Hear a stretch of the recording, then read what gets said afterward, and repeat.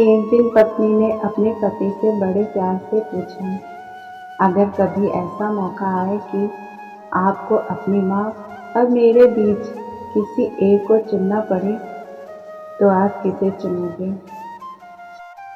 पति थोड़ी देर चुप रहा।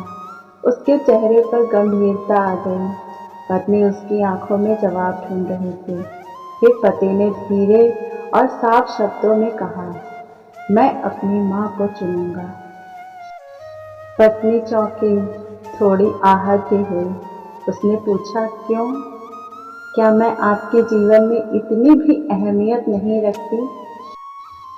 पति ने उसकी आंखों में देखा और कहा, बिल्कुल रखते हो, लेकिन मैं अपनी माँ को इसलिए चुनूंगा क्योंकि मैं नहीं चाहता कि कल को मेरा बेटा भी अपनी पत्नी के लिए अपनी माँ को छोड़ दे।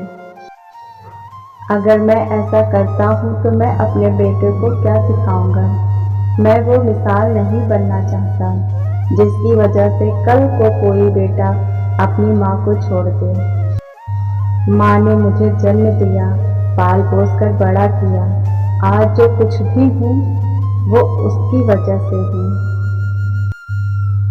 तुम मेरी जीवन संगिनी हो, मेरे जीवन का हिस्सा, लेकिन माँ मेरी पहचान की जड़ है। मैं तुम्हें भी प्यार करता हूँ, लेकिन माँ को छोड़ना मेरे संस्कारों के खिलाफ है। पत्नी की आंखें भर आई, लेकिन अब उसमें गुस्सा नहीं था, उसमें समझ थी और एक अलग सी इज्जत थी अपने पति के लिए। उसने धीरे से कहा, अगर हर बेटा ऐसी सोच रखे तो कोई माँ अकेली ही ना रहे। इस कहानी से यह सीख मिलती है कि माँ सिर्फ एक रिश्ता नहीं, जड़ होती है।